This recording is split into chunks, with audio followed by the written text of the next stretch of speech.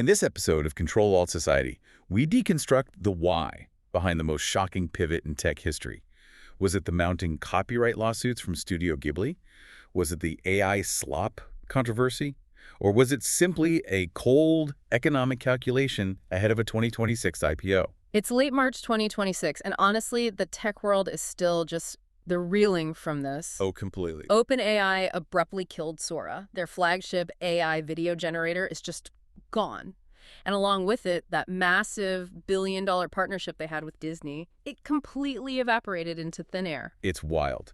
And to really understand the sheer scale of this collapse, we have to follow the paper trail.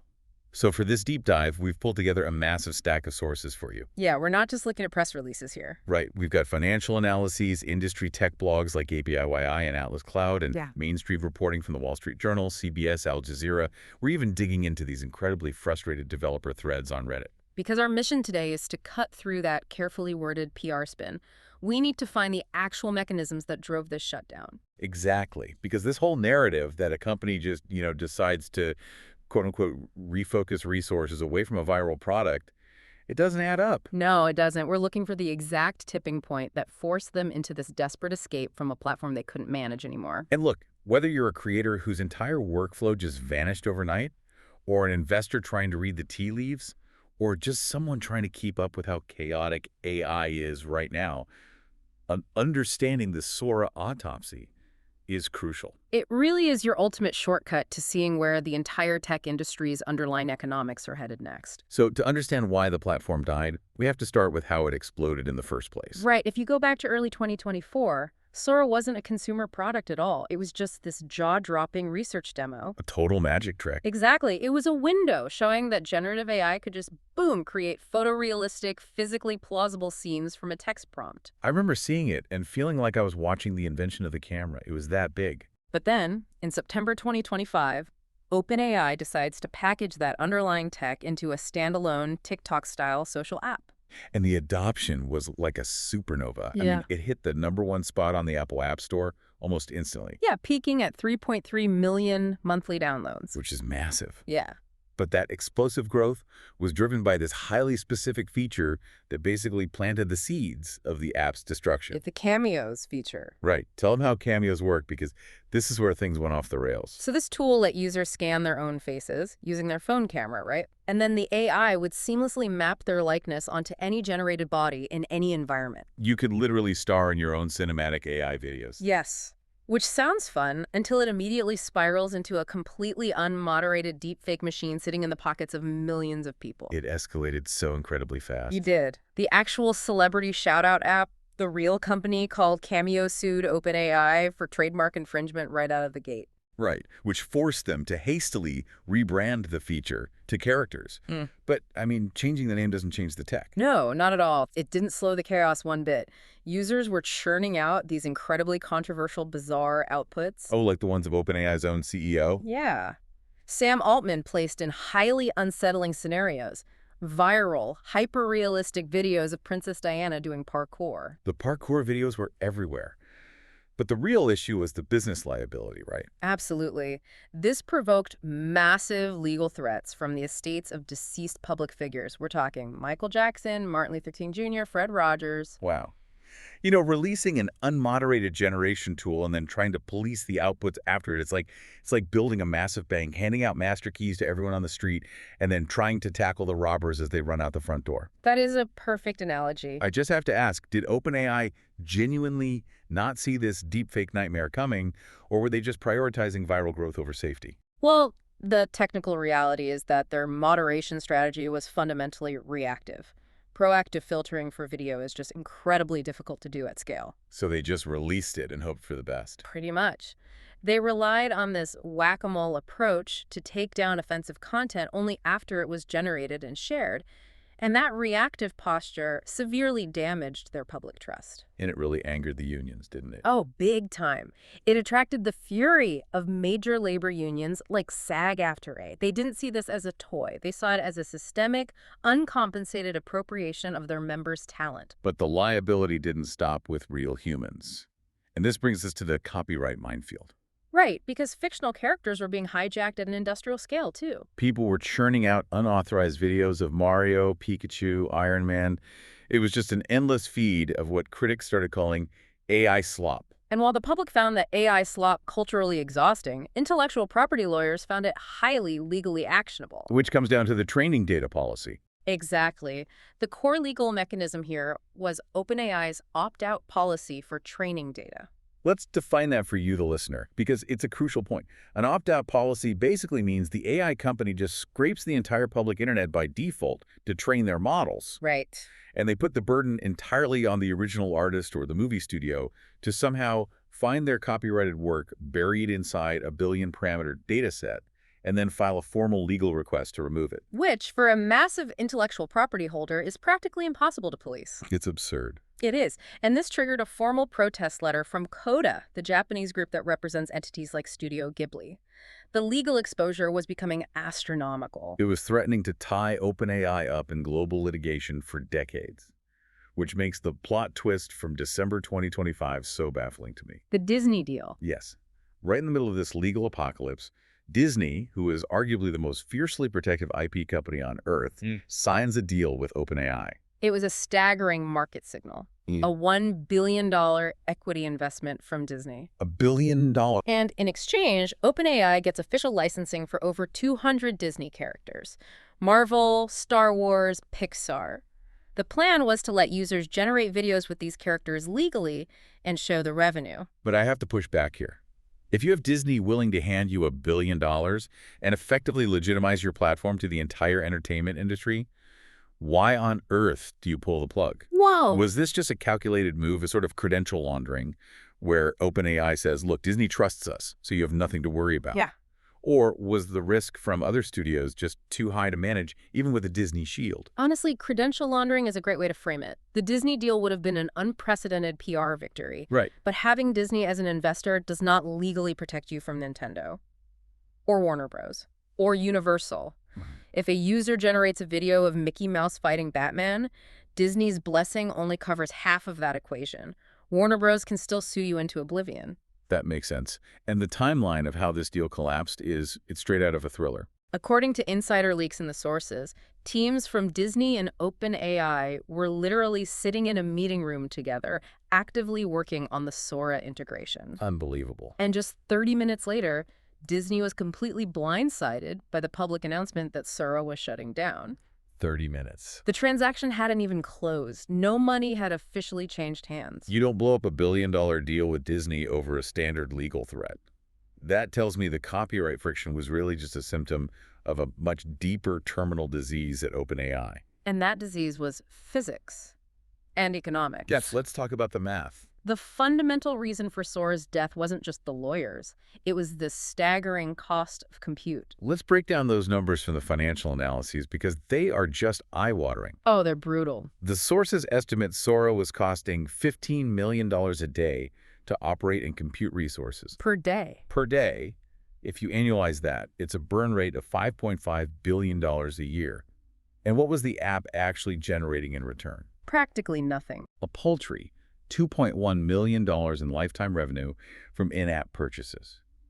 And meanwhile, OpenAI as a whole is projected to lose $14 billion overall in 2026. Those economics simply do not work for a free or cheap consumer social media app. They just don't. Generating text, like having an AI predict the next word, is computationally cheap. But generating video requires exponentially more processing power. But wait, history tells us hardware always gets faster and cheaper, right? Moore's law. Couldn't OpenAI just take the financial hit for like 18 months, subsidize the user base, and wait for NVIDIA to release a more efficient chip? That's the logical assumption, yeah. But AI scaling laws are currently breaking historical hardware curves. Here's how the mechanism actually works. Okay. Generating video isn't just spitting out 60 static images per second. The AI has to maintain temporal consistency. Meaning the video has to make physical sense over time. Exactly. If a character walks through a scene and turns their head, the lighting on their jacket has to shift realistically based on an inferred three-dimensional environment. The model is essentially rendering a brand new physics engine, frame by frame. The math required to calculate that scales exponentially, and it completely outpaces the cost reductions of any new chips. So it's a massive compute tax. Yeah. It's like It's like OpenAI built a billion-dollar nuclear-powered Ferrari, and consumers were just using it to drive to the corner store for milk, Yet. just burning incredible resources to make 10-second meme videos. That is the exact opportunity cost, because compute is a finite physical resource. You have to actually buy the chips. You have to buy the chips, build the data centers, secure the power. They were burning precious GPU capacity on social media slop when those exact same server racks could be powering high-margin enterprise software. Right, data analysis tools that Fortune 500 companies will happily pay thousands of dollars a month for. Exactly. Which brings us to the ultimate corporate reality check. OpenAI isn't just a research lab anymore. They are gearing up for a massive IPO in the fourth quarter of 2026. You cannot walk into Wall Street with a prospectus highlighting a $5.5 billion black hole that generates nothing but memes and trademark lawsuits. You'd be laughed out of the room. The financial timeline forced their hand. To prepare for this IPO, the company had to undergo what industry analysts are calling ruthless prioritization. And we saw that explicitly in the sources. OpenAI's applications chief, Fujisimo, stated in an internal meeting that they cannot be distracted by side quests. Calling a platform with millions of active users a side quest is brutal. It is brutal, Yes. but it highlights their massive pivot. They're shifting almost entirely toward enterprise B2B tools now. Well, they're feeling intense heat from competitors like Anthropic in the corporate sector, so we're seeing the creation of this unified super app environment. Right, combining ChatGPT, their Codex coding tool, and the Atlas browser into one enterprise powerhouse. And that enterprise focus reveals the secret engine that's actually replacing Sora. According to our sources, OpenAI just finished pre-training a new frontier model, internally codenamed Spud. Okay, let's decode that terminology for you really quick. A frontier model is the next generation of base AI, designed to push the absolute boundaries of capabilities. Right.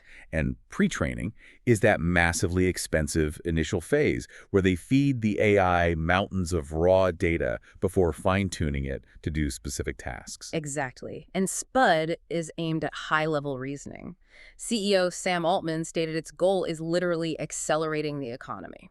That's a huge claim. It is. But here is the most fascinating technical pivot of the entire story. The engineers and researchers who built Sora, they weren't fired. Wait, really? They kept the video team? They kept them. But they're pivoting their focus. They're taking all that underlying video generation technology and applying it to world simulation to advance physical robotics. I need to pause here, because the leap from generating TikTok videos to programming autonomous robots sounds like science fiction. It does. How does a video generator help a robot navigate a warehouse? It comes back to that physics engine concept we discussed earlier. To generate a realistic video of a glass falling off a table and shattering, the AI has to implicitly understand the rules of gravity, mass, and material strength. Oh, I see. Sora wasn't just a video maker. It was a primitive simulation of the real world. If you take that model and lock it in a lab, you can generate millions of simulated environments. You can teach an AI how physics actually work. Yes, so it can navigate a busy factory floor or eventually perform surgery without ever risking a single piece of real physical hardware. So the magic of creative video is being locked in a lab to build robots. Is this the ultimate business reset or a massive failure of imagination for consumer AI? I think it's just the end of the AI honeymoon phase. The era of tech showcasing, of dazzling the public with parlor tricks, that's over. The market demands tangible, sustainable business value now. And world simulation for autonomous robotics.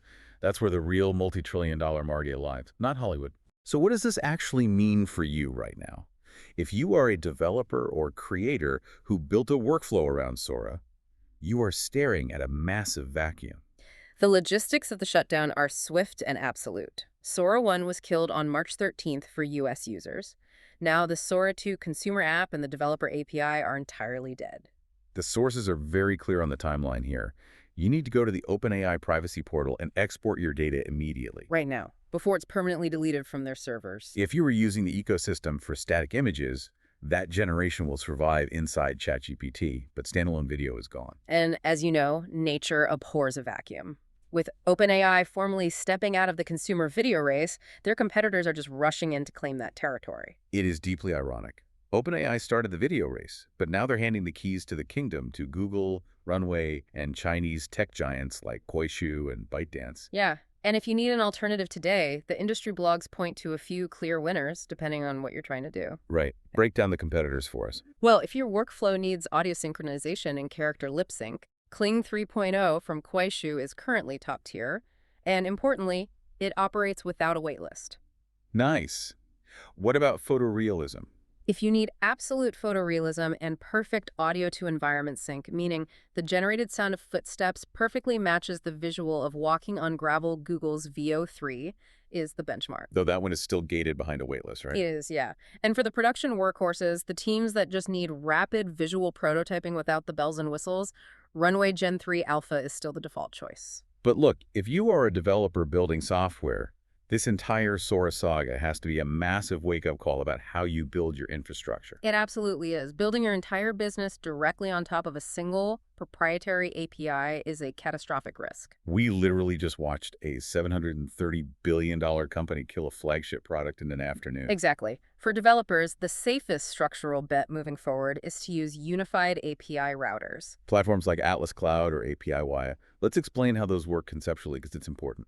Sure. Instead of hardwiring your software directly to OpenAI's proprietary power grid, an API router acts as a universal adapter. So if OpenAI suddenly shuts off the power or raises prices or gets sued out of existence, the router instantly switches your app over to Google's grid or Anthropic's grid. the lights in your application never even flicker, and you don't have to rewrite a single line of core code. Exactly. And that brings us to the ultimate filter for which AI companies will actually survive the next 5 years. It's not just about who has the most photorealistic video. No, it's about IP liability and sustainable economics. Platforms that haven't figured out how to license their training data or protect copyright holders, they're walking time bombs for anyone building on top of them. So let's pull all of this together for you. We haven't just been talking about a social app shutting down today. We've witnessed a massive structural collision. We saw broken unit economics, that $5.5 billion compute tax slam headfirst into an unsolvable copyright nightmare. And all of this happened while the company was desperately trying to clean up its balance sheet to secure a monumental IPO. The overarching takeaway is clear. If you are building workflows, deploying capital, or creating businesses on top of AI tools, you have to look past the viral hype. You have to rigorously evaluate the underlying business model and the legal exposure of the tools you depend on. Because if the fundamental economics don't make sense, the tool will disappear, no matter how much magic it seems to create. That is just the brutal reality of the current market. It is. But I want to leave you with a final puzzle to chew on as you watch this space evolve. We know the engineers pivoted to robotics, but what if that was the plan all along? Oh, that's an interesting thought. Think about it. If Sora's true legacy wasn't generating viral videos of parkour royalty, but was actually secretly training AI to understand the physics of the real world for autonomous machines, was this consumer app just a brilliantly disguised, publicly funded data collection experiment from day one? Wow. Is this a failure of imagination or the ultimate business reset? Hit follow to join the society.